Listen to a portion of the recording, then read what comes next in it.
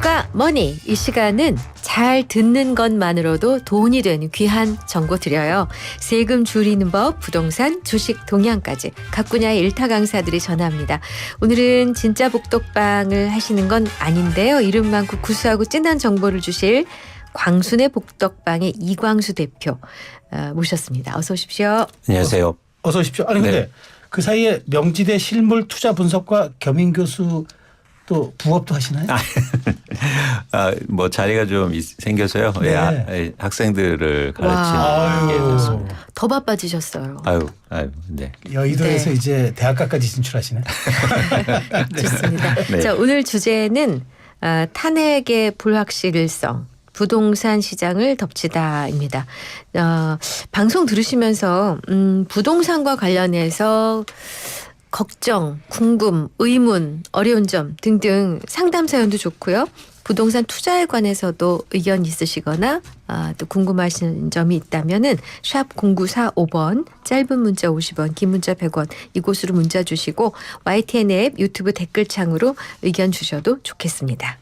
자, 이제 탄핵 정국이 전국을 강타하고 있습니다. 이게 뭐 정치뿐만 아니라 경제, 사회 모든 쪽으로 이제 하는데 특히나 이제 그 부동산 시장에도 공급 확대와 규제 완화를 축으로 했던 우리 윤석열 정부의 이제 부동산 정책이 동력을 잃을 가능성이 커졌다. 이렇게 불확실성이 이제 왔다고 하는데 최근 부동산 시장 분위기는 어떻습니까?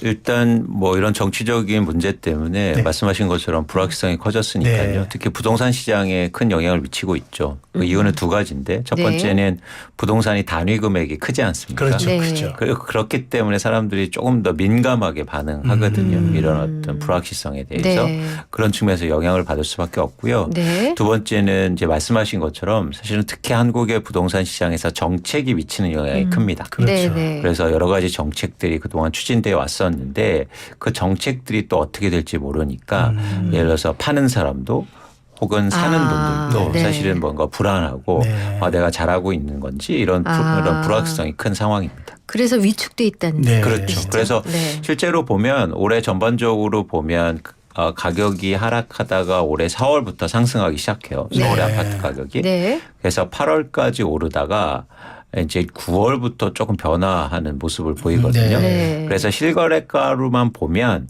10월에 이제 하락세를 좀 보였어요. 아하. 그런 와중에 이런 불확실성이 가중되니까 네. 이제 시장의 관심은 하락이 얼마나 더 커질 건가 이런 부분에 대한 우려가 좀 있습니다.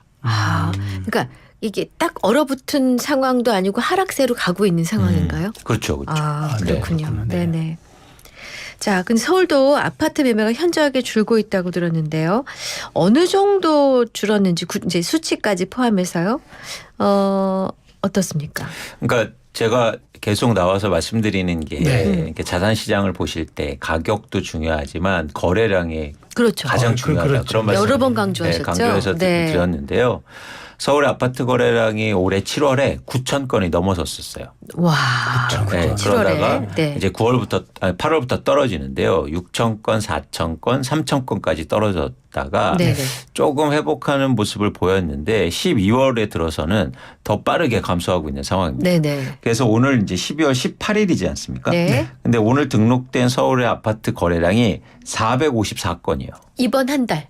그러니까 오늘까지 18일까지. 네. 그러니까 12월 1일부터 네. 12월 18일까지 네, 네. 그러니까 453건. 그러니까 이렇게 되면 과거 추세로 보면 물론 신고 기간이 남아 있긴 한데 네, 네. 이런 추세면 3천 건 미만으로 다시 줄어들고 어쩌면 저는 1,000건 대도 볼 수도 있겠다. 그런 생각을 합니다. 정말 대폭 그러네요. 줄어드는 거죠. 절반이 지났잖아요. 그렇죠. 이미 그렇죠. 12월이. 그렇죠. 그렇군요. 자, 이럴 때 우리가 이제 비교하는 거는 과거의 비슷한 시기와 우리가 이제 유추해 보는 거죠. 네. 그러면 이제 8년 전에 탄핵이 한 번 있었잖아요. 박근혜 전 정부 때. 그때 부동산 시장은 어땠습니까? 지금과 비교하면. 그때는 집값이 좀 떨어졌다는 그런 얘기가 있는데 지금과 비교 뭐 단순 비교는 좀 어렵겠지만 그래도 네. 굳이 한번 비교 유추해 주신다면은. 그 당시만 보면 네. 이제 확실히 불확실성이 있었기 때문에 거래량도 줄고 가격도 주춤했는데 네. 그 뒤로 이제 가격이 다시 오르거든요. 이제 이렇게 될 건가가 다시 중요한 거죠. 네네. 그런 판단을 하기 위해서는 조건이 중요한데 그때하고 환경이 뭐가 달라졌는지 네네. 가장 달라진 게 있습니다. 뭐냐면 뭔가요? 주택 가격이 너무 많이 오른 상태라는 거예요. 많이 올랐구나. 이미. 그러니까 자산 가격에서 중요한 건 또 뭐냐면 절대 수준보다도 속도가 중요하거든요. 근데 최근 뭐 한 3, 4년간 거의 가격이 2배 이상 올랐기 때문에 제 가격 부담이 큰 상황 속에서 특히 이런 가격을 감당할 수 있는 수요가 네. 충분치 않은 상황 속에서 이런 불확성이 가중되면 시장이 뭐 거래량이라든지 가격 하락폭도 조금 더 커질 수 있지 않을까 생각을 또 하고 있습니다. 네. 네. 갑자기 사실 저 준비된 질문은 아닌데 말씀 중에 생각이 나서요. 하나만 좀 여쭤보겠습니다. 인구가 줄고 있잖아요. 네. 그러면 앞으로 미래는 집값은 더 많이 떨어지지 않나요? 제가 그런 질문을 굉장히 많이 예, 그렇죠. 예. 사실은 근데 제가 꼭 드리는 말씀이 있습니다. 네. We are all dead in the long run. 장기에는 모두 죽고 없다는 예. 이게 유명한 메이나드 케인스가 한 말이거든요. 예. 저는 장기 걱정은 하지 않아요. 그래요. 그건 그래서 나중 문제고. 그렇죠. 그러니까 무슨 얘기냐면 네. 장기에는 어떤 일도 벌어질 수 있기 때문에 그렇죠. 네, 네. 사실은 저희가 예를 들어서 대응하고 계획을 세우는 게 중요하지 10년 후에 세상 망할 것 같아. 어떻게 될까? 그럼 아무것도 안 하면 안 되지 않습니까? 그래서 제가 계속 강조하잖아요. 내 집 마련 하시는데 가격 떨어지면 한다. 네. 근데 가격 꼭 떨어지면요. 10년 후에 인구 감소하는데 왜 집을 사? 이렇게 얘기해요. 맞아요. 그 얘기 다 하세요. 그러니까 제발 그렇게 네. 하지 마시라. 가격 떨어지면 네. 내 집 마련 한다. 네. 알겠습니다. 네. 자, 상담 사연이 도착해 있는데 이 사연을 좀 읽어드리겠습니다. 여러분도 한번 자신의 경험에 비추어서 비교해 보시죠. 안녕하세요. 저는 5년차 직장인입니다. 대학생 때부터 지금까지 차곡차곡 모아 드디어 1억 원을 만들었어요. 예전엔 1억. 그 숫자만 달성하면 뭐라도 할 수 있을 줄 알았는데 정작 이러고 보니 허탈합니다. 적은 돈은 아니지만 집 한 채 살 수 없다는 생각에 그런 듯한데요. 처음 직장인이 됐을 때부터 30살 전 내년에는 부모님으로부터 독립하고 싶은 생각에 최근 소형 아파트를 알아봤는데 3억 8천만 원이었습니다. 그런데 최근 탄핵 전국이 몰아닥쳐서 부동산 시장에도 변화가 있는데요. 그래서 지금 집을 사도 되는지 고민입니다. 저는 대출을 받을 수밖에 없는데 제 연봉에 그렇게까지 해도 될지 잘 모르겠고요. 지금이 대출을 받고 집을 사는 적당한 시기인지도 모르겠어서 불안감이 있습니다. 참고로 제 월 수입은 300만 원입니다. 연간 비정기 수입으로는 150만 원이 들어오죠. 자산은 정기예금 7,300만 원. 적금이 3,600만 원, 그리고 청약저축 680만 원, IRP 710만 원 등 1억 2,290만 원입니다. 부채는 따로 없습니다. 독립을 하고 싶긴 한데 전국이 뒤숭숭해서 부동산 시장도 출렁이는 이 타이밍이 적절한 걸까요? 아니면 어차피 오를 집값이라면 빨리 사서 대출을 갚아나가는 게 더 나을까요? 전 어떻게 해야 하는 걸까요? 현명하신 광수님의 고견을 듣고 싶습니다. 네. 네. 참 많이 벌게 아주 알뜰살뜰하게 벌었네요, 진짜. 부채가 없으시다. 부채도 저는 없고 여기에 5년 차. 꽂혔어요. 야, 부채가 없구나. 네. 이제 열심히 사시는 분 같아요. 네. 어떻게 들으셨습니까? 아니 그러니까 이분 너무 훌륭하시고 네. 잘하셨고 칭찬 드리고 싶어요. 네. 그리고 네. 30살이 지금 안 되셨는데도 그러니까요. 그래서 이분 스스로도 스스로를 자랑스럽게 생각하세요. 네. 그걸 네. 어떻게 알 수 있냐면 네. 자신의 자산을 상세하게 공개하세요. 그러니까 다 그래. 요목 그래서 좀 자랑하고 싶고 그러니까 나 이런 것도 있어. 자랑하셔도 된다. 잘하셨다. 할만하시다. 네, 그래서 네. 근데 이제부터 진짜 중요한 겁니다. 네. 이제부터 왜냐하면 목돈이 생겼잖아요. 네. 그렇죠. 이걸 어떻게 활용하고 자산을 불려나갈까가 이제 중요한데 네. 거기서는 이제부터는 투자 관점으로 자산 시장을 보는 게 되게 중요해요. 투자 관점. 예를 들어서 뭐냐면 지금까지는 자산을 모으는 관점이었다면 네. 지금은 이걸 어떻게 투자할 건가. 네. 그래서 예를 들어서 잘 보시면 예금에만 있지 않습니까? 네, 그렇죠. 이거를 예를 들어서 어떻게 투자를 돌릴 건가. 아. 이제 그런 고민을 하시면서 부동산을 생각하신 것 같아요. 아하. 나 부동산 투자해야겠다. 부동산은 이게 내가 살 집은 당장 필요한 게 아니지만 네네. 사실은 부동산 투자하면 가격이 오르면 내가 큰 돈 벌 수 있을 것 그렇죠. 같아. 심지어 이렇게 부채를 많이 일으켜서 투자한다는 건 역설적으로 가격이 오를수록 더 수익률은 높아지는 거잖아요. 그렇죠. 네. 그래서 그런 관점에서 이제 말씀하시는 건데 일단 두 가지 관점에서 지금 시점이 좋은 시점이냐? 일단 네네. 아닙니다. 제가 이제 계속 말씀드렸듯이 이제 가격의 하락 가능성이 높기 때문에 네. 가격이 하락할 때 뭐 부동산 투자거나 내 집 마련하셨으면 좋겠다는 말씀을 드리고요. 지금같이 불확실성이 큰 상황 속에서 무리하게 대출을 받아서 집을 사는 거 아니다. 네. 두 번째는 네. 기준에 대한 문제인데 대출을 무작정 많이 받는 게 좋은 게 아니에요. 그러니까 적정 수준에 받아야 됩니다. 그 적정 수준이라는 게 고민이 되잖아요. 그러니까요. 네. 그거는 순자산의 80%예요. 그 이분은 지금 월에 300 벌고 있고 한 1억 정도가 조금 이제 부채 없는 자산이 있다 그렇죠. 그러면은 얼마를 8천만 원. 8천만 원 8천만 대출 원까지. 받아야 네. 되나. 근데 이분을 지금 얼마 대출 받으려고 그러면 3억을 대출 받으려고 해요. 너무 많구나. 너무 많네. 이러면 네. 이게 버티질 못합니다. 아. 네, 그렇기 때문에 예를 들어서 3억을 대출 받으면요. 이자가 월 지금 평균 뭐 대출 이자율로 해서 네. 4%가 치면 네. 100만 원씩 나가야 돼요. 그렇지 한 달에 이제 100만 원 가량 나가죠. 아이고. 그리고 지금은 이렇게 돈 모은 이유가 제가 보니까 지금 부모님하고 같이 살아서요. 그렇죠. 그러면서 그렇죠. 돈이 엄청나게 절약되거든요. 그렇죠. 근데 독립해서 나가면 네.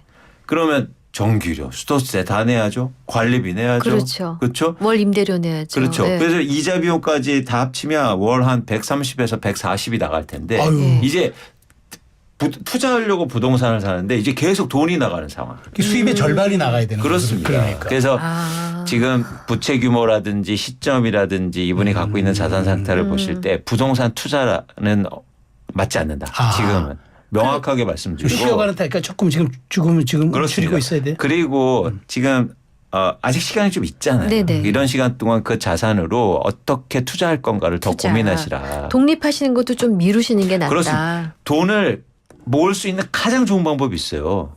얹혀 사는 거. 얹혀 사는 거요? 네, 그러니까 일맥상통한 건데 안 쓰는 거예요. 안 쓰는 그렇죠. 거. 그러면 부모님하고 얹혀 살면 가장 안 쓰거든요. 그렇죠. 안 쓰죠. 근데 지금 좀 너 빨리 들어와 막 이런다고 해서 신경 쓰인다고 해서 나가야지.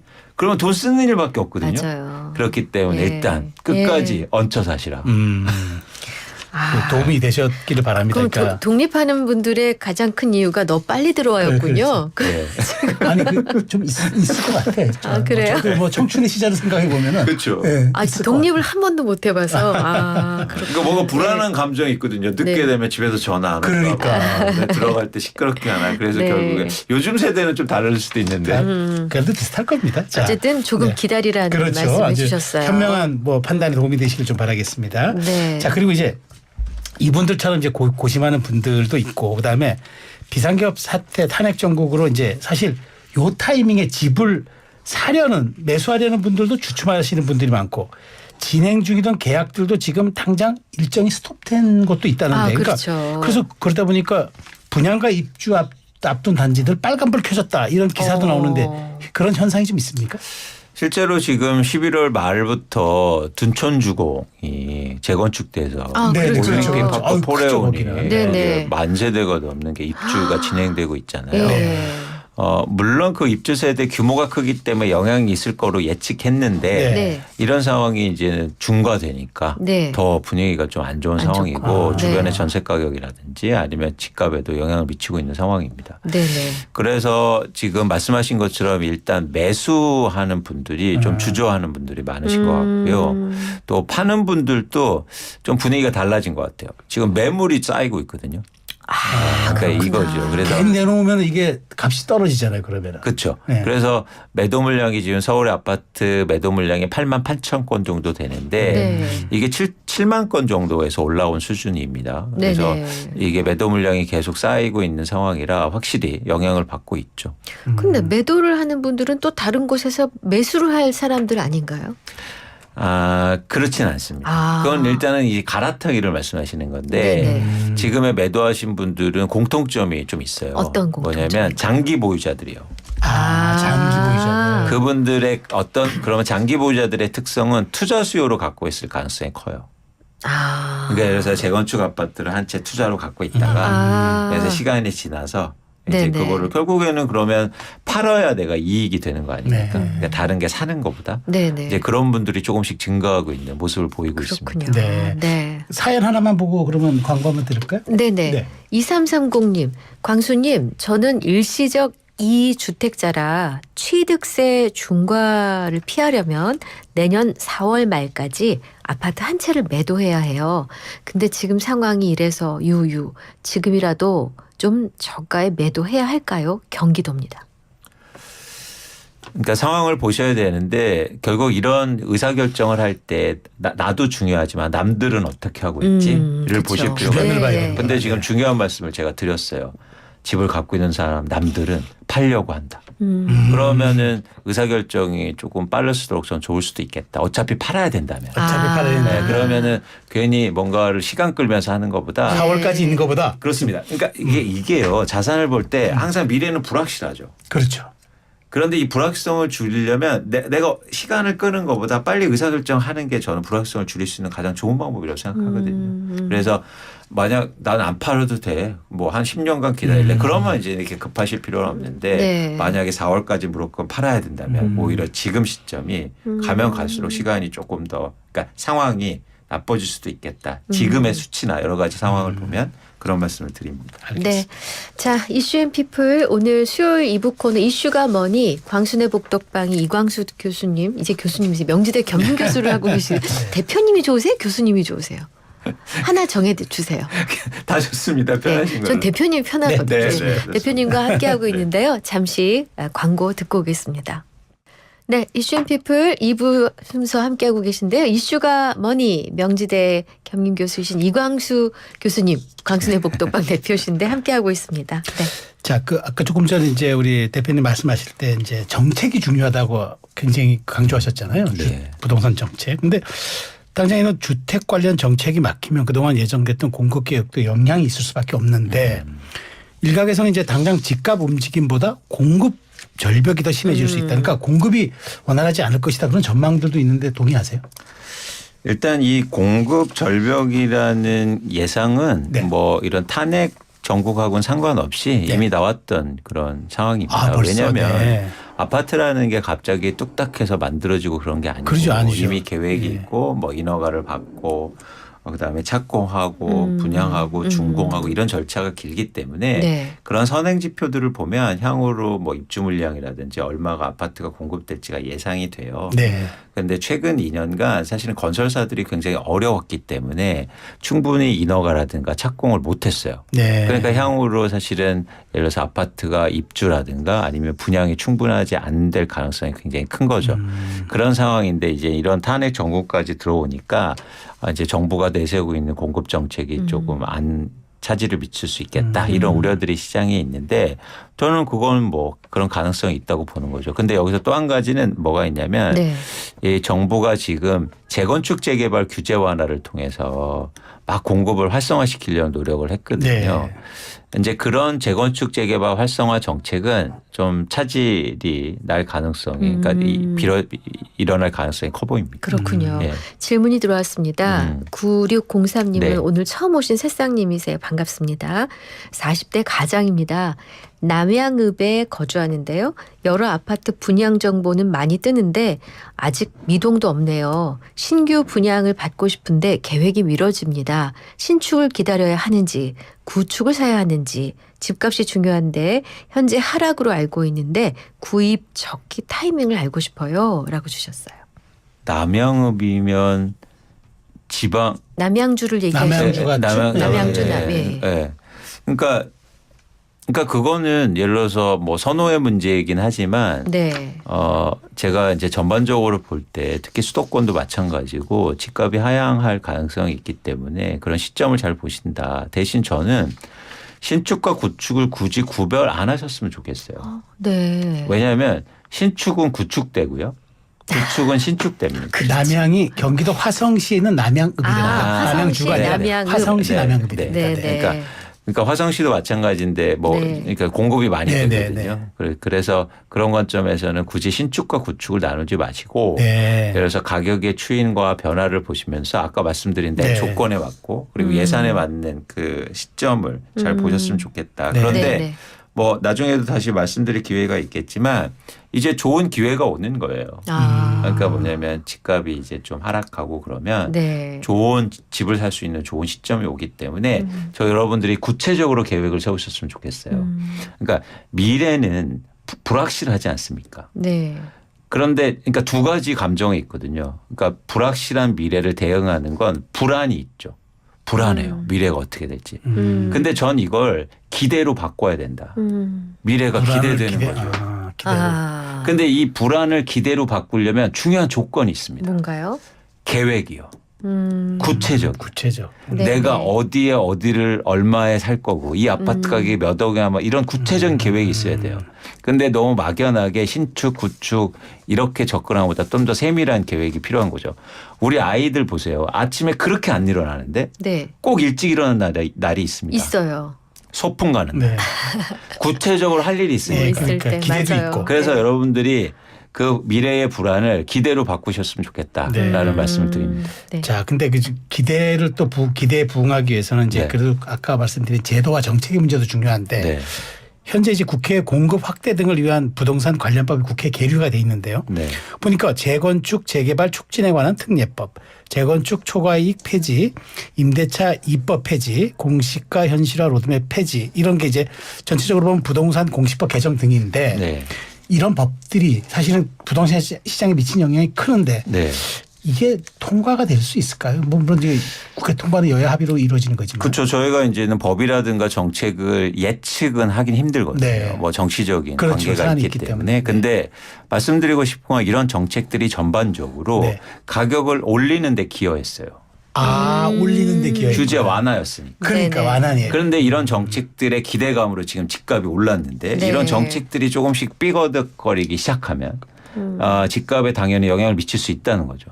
그동안은 계속 규제 완화에 어떤 방향성이 잡혔다면 네. 이제는 좀 집값 안정이라든가 이런 쪽 때문에 그런 법률안들이 검토가 되기 시작하면 그러면 시장에서 이런 완화의 기대감이 조금 줄어들 가능성이 전 크다라는 판단을 하고 있습니다. 네. 자, 이런 분위기에서 지금 막 시작된 일기 신도시는 문제가 없을지 궁금한데요. 분당, 일산 등등 일기 신도시 재정비를 위한 1차 선도지구가 이미 지정이 됐는데 이 선도지구 사업 차질이 빚어지지 않을까 걱정들이신 것 같아요. 이 일개주동치 선도지구는 좀 출발부터 문제가 있었어요.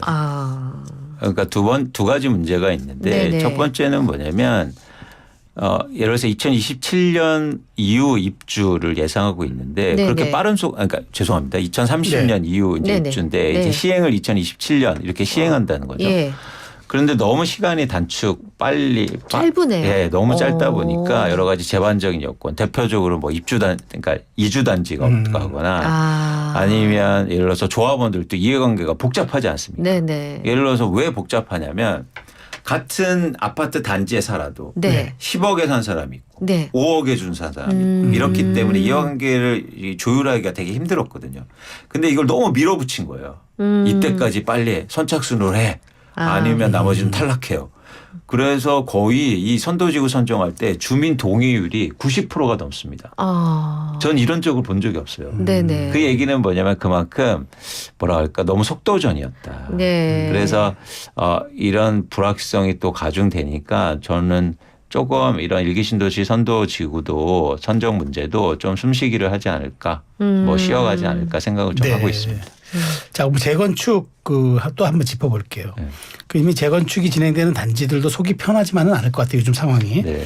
근데 서울 재건축의 제일 대장 아파트라고 하는 이제 압구정 3구역이 기부 체납하고 추가 분담금 문제로 골머리를 앓는다는데 이곳은 이제 서울시가 지원하는 신속 통합 기획을 진행하고 있는데도 이게 문제가 있다. 그러니까 이 대장이 흔들리면 또 딴 데도 좀 흔들리잖아요. 네. 어떻게 보십니까? 그러니까 이 재건축이라는 게 여러 가지 활성화하기 위해서 서울시 말씀하신 신속 통합 네. 기획이라든가 여러 가지 제도를 통해서 용적률을 올려주고 그러니까요. 사업 속도를 빠르게 하는 그 제도가 도입되고 네. 추진하고 있는데 여기서 아주 흥미로운 지점이 있습니다. 뭔가요? 사람들은요 네. 하나를 주면 더 달라고 그래요. 이것도 또 해달라 저것도 네. 해달라. 네. 그러니까 용적률만 올려주면 모든 걸 우리 빨리 할 거라고 생각했어요. 네. 근데 용적률 올려주니까 줬어. 이제는 기부 체납 줄여줘요.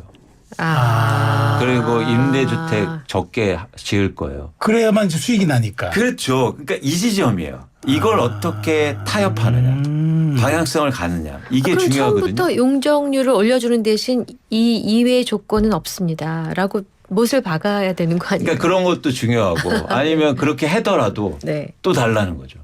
그러니까 이거는 그분들을 뭐라고 하는 게 아니에요. 당연한 거니까. 아하. 그렇기 때문에 이게 쉽지 않은 문제다. 즉 정부나 지자체가 의도한 바로 재건축을 통해서 공급을 활성화시키는 게 쉽지 않다라는 거죠. 그렇군요. 그럼 요거는 제동이 걸릴까요? 뭐냐, 그 정부가 지난달 서초 서리풀 지구를 중심으로 12년 만에 강남권 그린벨트 해제를 통해서 그 주택 공급 확대 의지를 밝혔었는데 이거조차 이건 좀 의미가 다릅니다. 아, 달라요? 네, 그렇죠. 오. 이거는 빈 땅이고. 아, 그리고 재건축이 아니니까 네, 이제 그렇죠. 이해관계가 적지 않습니까? 네네. 그렇죠. 그리고 여기는 개발 제한 구역으로 묶였기 때문에 이런 푸는 게 오히려 호재가 되니까 적극적으로 동참할 테고. 그 자체가 선물이니까. 그렇죠. 그리고 정부 입장에서도 사실은 편안하게 의지대로 사업을 할 수 있죠. 왜냐하면 이건 일종의 공공사업이니까. 아. 네. 이건 좀 잘 추진될 가능성이 있어 보입니다. 이건 제동이 안 걸릴 것 네, 같다. 네. 네네. 자, 그럼 이제 그 부동산 시장 부진이 계속 이어지고 있는 건 맞는 것 같은데 아까 말씀드린 전국 아파트 경매 건수 2달 연속 이제 3,400건을 넘긴 것으로 나타났습니다. 근데 아파트 경매는 어떻습니까? 경매는 굉장히 늘어난 것 이 같은데요. 폭발적으로 경매가 늘어나는 거는 뭔가 이 물량이 많이 나오고 싸게 한다는 그런 얘기인가요? 그렇죠. 경매 건수도 증가하고 낙찰률이라든가 네. 아니면 뭐 이런 가격 낙찰하는 대도 줄 하락하고 있는데 건수는 늘어나고 이 얘기는 뭐냐면 경매는 사실은 경기의 반영이에요. 그러니까 지금 대한민국의 경제 상황이 안 좋기 때문에 네네. 사실은 이런 경매가 증가하고 있다 이렇게 판단하고 있고요. 근데 부동산을 예를 들어서 많은 분들이 이렇게 경매가 나올 때 영끌에서 못 버티고 내놓는다 이런 표현을 쓰시는데 그럴 가능성도 있습니다. 그런데 사실은 부동산은요. 내가 빚을 많이 내고 샀다고 그래서 팔지 않아요. 그러니까 싸게 팔지 못해요. 그러면요.